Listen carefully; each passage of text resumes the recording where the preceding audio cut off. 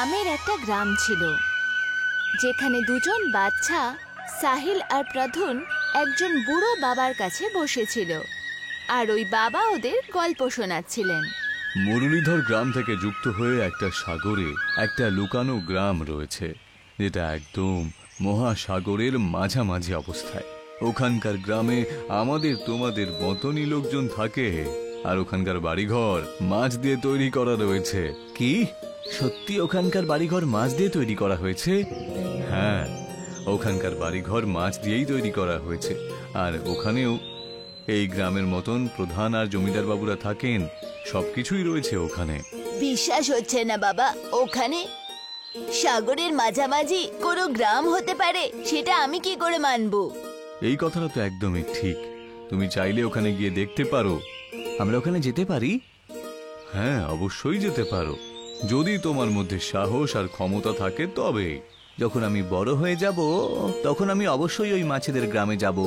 তুমি যদি যেতে চাও তাহলে যাও, আমি তো যাব না। সেটা তো সময়ই বলে দেবে, কারণ আমি যখন যাব তখন তোমারও তো এসব মনে থাকবে না, দেখে নিও। 18 বছর পর সাহিল একদিন প্রধুনকে সমুদ্রের কাছে ডাকলো, আর একটা নৌকো তৈরি রেখেছিল। প্রধুন সাহিলের কথাতে সেখানে এসে পৌঁছালো। কি হয়েছে সাহিল, আজকে আমাকে এখানে কেন ডাকলি তুই? ওই গল্পটা তোর মনে আছে কি? কোন গল্পটা? আরে ওই বুড়ো বাবা যে আমাদের সবসময় গল্প শোনাতেন না, যখন আমরা ছোট ছিলাম। আরে ওই গল্পটা শোনাতো না, যে ওইখানে সাগরে নাকি একটা গ্রাম আছে, যেখানে আমাদের মতনই লোকজন থাকে, আর ওদের বাড়িঘর নাকি মাছেদের মতন দেখতে। হ্যাঁ হ্যাঁ, মনে পড়েছে। 1 মিনিট, কিন্তু তোর হঠাৎ করে এই গল্পের কথা মনে পড়লো কেন? হ্যাঁ, আর আমরাই বা এই মুহূর্তে এখানে কেন? হ্যাঁ সাহিল, তুই কি করার কথা ভাবছিস বলতো? শোন, আমি তোকে বলেছিলাম না, যখন আমি বড় হব তখন আমি ওখানে অবশ্যই যাব, আর তোকে তো আমার সঙ্গে যেতেই হবে। না ভাই না, আমি যাব না। আরে ওটা একটা মিথ্যে গল্প ছিল ভাই। তুই আমার সাথে যাচ্ছিস, আমার বন্ধুত্বের দিব্যি রইল। আরে বন্ধুত্বের দিব্যি দিস না ভাই, প্লিজ। আয় বসে পড় নৌকোয়। প্রধুন সাহিলের নৌকায় বসে গেল, আর দুজনে মহাসাগরে মাছের গ্রামকে খোঁজার জন্য বেরিয়ে গেল। মহাসাগরে ওরা অনেক গভীর অবধি চলে গেল, এত দূরে চলে গেল যে ওরা দূর দূর অবধি কোনো কিনারা দেখতে পেল না। এতে ভয় পেয়ে গিয়ে প্রধুন বলল, সাহিল, আমরা একটু বেশি ভেতরে চলে আসিনি তো আবার? আরে এখন আমরা কোথাও তীর পর্যন্ত দেখতে পাচ্ছি না, চ আমরা ফিরে যাই। না না, আরে না মানে এটা আবার কি? হ্যাঁ, আরে আমরা ফিরে যেতে পারি না, কারণ আমি রাস্তাই ভুলে গেছি। কি? এখন আমাদের কাছে আর কোনো উপায় নেই, শুধুমাত্র ওই মাছেদের গ্রামটাকে খোঁজা ছাড়া, না হলে মৃত্যু আমাদেরকে খুঁজে নেবে। তাহলে তুই এত হাসছিস কেন বলতো? আরে তুই ভয় পাস না নাকি? একেবারেই না, কারণ আমি নিজেকে আর তোকে এমন একটা সিচুয়েশনে রেখে দিয়েছি, যদি আমরা আমাদের গন্তব্যে পৌঁছতে না পারি তাহলে মরেই যাব। আর এরকম পরিস্থিতিতেই তো লোকেরা নিজের উদ্দেশ্যে সফল হয়। হে ঈশ্বর, কি ভেবে আপনি আমাকে এরকম একটা মানুষের সাথে বন্ধুত্ব করিয়ে দিলেন? সাহিল আর প্রধুন এখন শুধু লাঠি চালাতে চালাতে মহাসাগরের আরো ভেতরে চলে গেল। হঠাৎ সাহিল কিছু একটা দেখতে পেল। প্রথম, তুমি কি দেখতে পাচ্ছ যেটা আমি দেখতে পাচ্ছি? ওই দেখো, একটা জায়গা রয়েছে যেখানে বড় বড় মাছ রয়েছে। কি এটা আবার সেই গ্রামটাই নয় তো, যার কথা ওই বুড়ো বাবা আমাদেরকে বলতো? হ্যাঁ, এটা তো সেই গ্রামই। এই হলো সেই মাছের গ্রাম। তার মানে গল্পগুলো সত্যি ছিল, আর সত্য তো আমাদের সামনেই রয়েছে। শেষমেশ এই গ্রামটাকে আমরা খুঁজেই ফেললাম বন্ধু। ইয়েস! সাহিল আর প্রধুন অন্তত আধ ঘন্টা পরে সেই গ্রামে পৌঁছে গেল।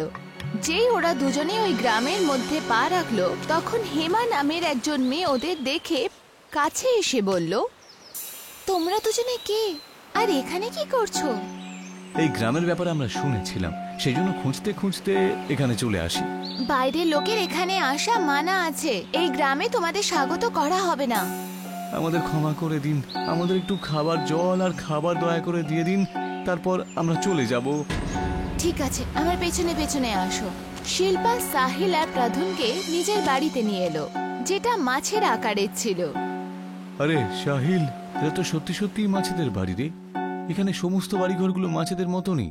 ঠিকই বলেছিস, এখানে এসে আমার স্বপ্নটা কিন্তু পূরণ হয়ে গেল। ওরা দুজনেই শিল্পার ঘরে বসে গেল। শিল্পা ওদের খাবার জন্য খাবার আর তেষ্টার জন্য জল দিল।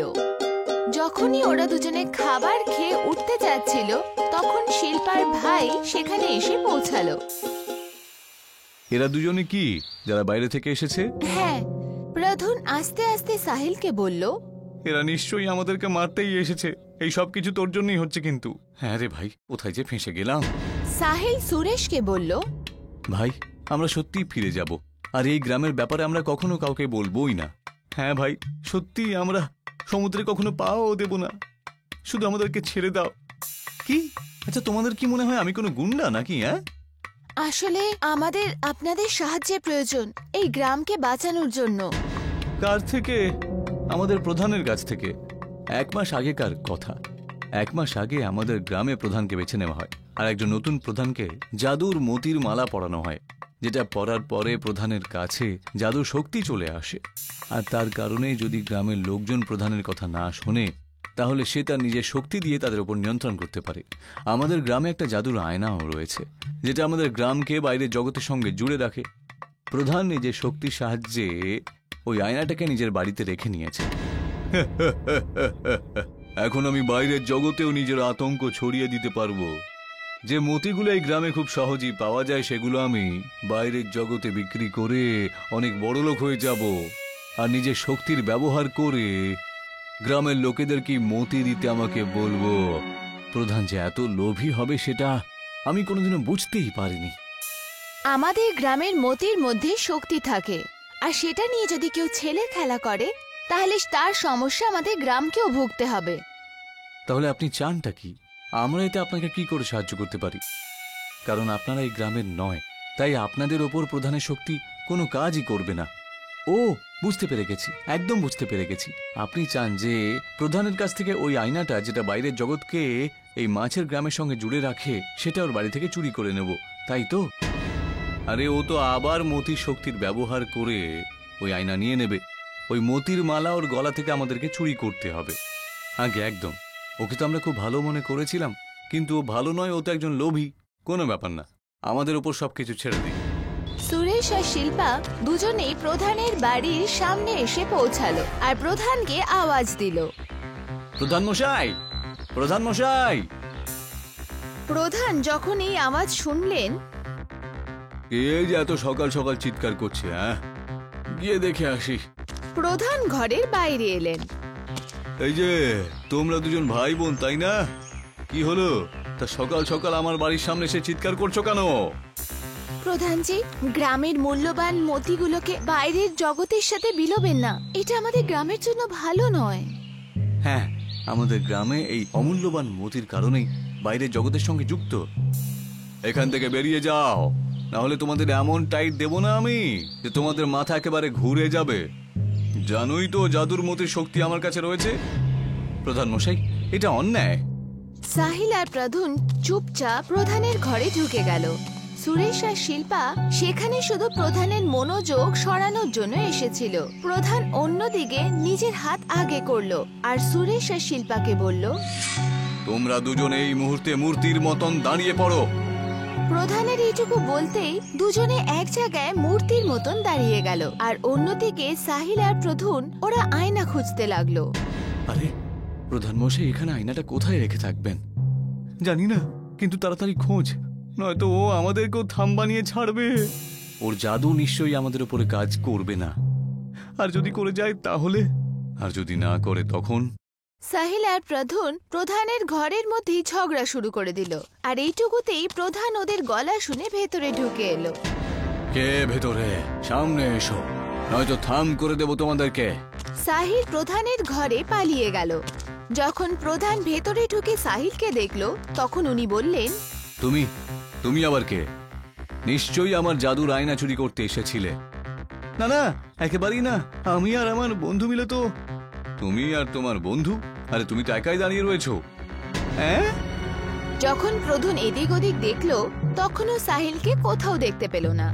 ঠকবাজ, আমাকে একা ছেড়ে দিয়ে পালিয়ে গেলি। হ্যাঁ, আমি তোকে ছাড়বো না। তৈরি হয়ে নে থাম হওয়ার জন্য। প্রধান নিজের চোখ বন্ধ করে নিল। আর প্রধান প্রধানকে বলল, আমার শক্তি দেখাও নিজের চমৎকার, আর বানিয়ে দাও একে থাম। কিন্তু প্রধানের ওপর ওর শক্তির কোনো প্রভাব পড়ল না।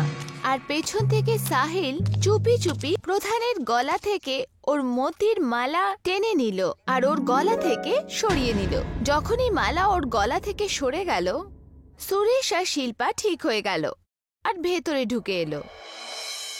সুরেশ তাড়াতাড়ি ওই মালা নিজের গলায় পরে নিল। ওই মালাটা আমার, আমাকে ফিরিয়ে দাও। এই মতিগুলোর শক্তি এখন আমার কাছে একদম সঠিকভাবেই থাকবে। হে মতিদের শক্তি, আমার কথা শোন আর বানিয়ে দে একে থাম। সুরেশের এইটুকু বলতে প্রধান একটা দেয়ালের মতন একই জায়গায় না নড়ে চড়ে দাঁড়িয়ে থাকলো। আর পরের দিন গ্রামবাসীরা সুরেশকে প্রধান বানিয়ে দিল আর একটা আয়নাও সুরেশ পেয়ে গেল।